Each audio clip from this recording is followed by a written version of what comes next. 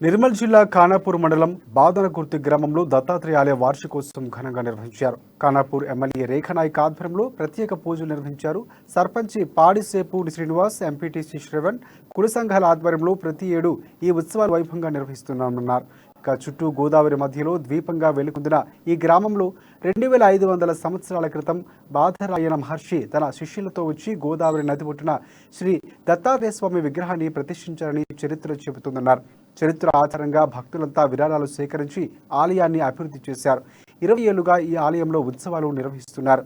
జగిత్యాల, నిజామాబాద్, వివిధ జిల్లాల గ్రామ ప్రజలు వచ్చి కోడి మొక్కులు చెల్లించుకుంటారు. గులాబీ, కేశఖండనం వంటి మొక్కులు కూడా తీర్చుకుంటారు.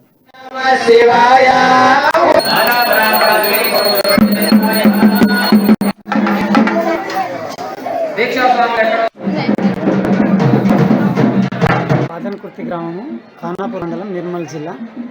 ఇక్కడ దత్తాత్రేయ స్వామి యొక్క పాదుకలు పూర్వము 2500 సంవత్సరాల క్రితము బాదరాయణ మహర్షి అనేటి మహర్షి చేత ఇక్కడ స్థాపించబడ్డది.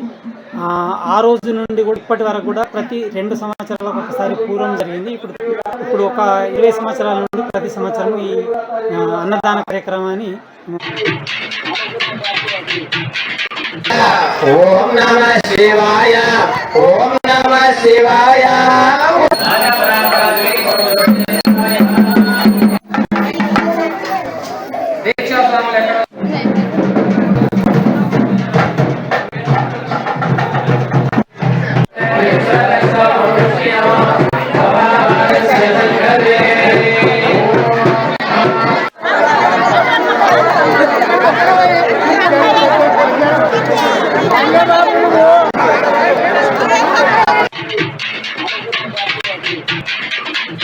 ఓం నమః శివాయ.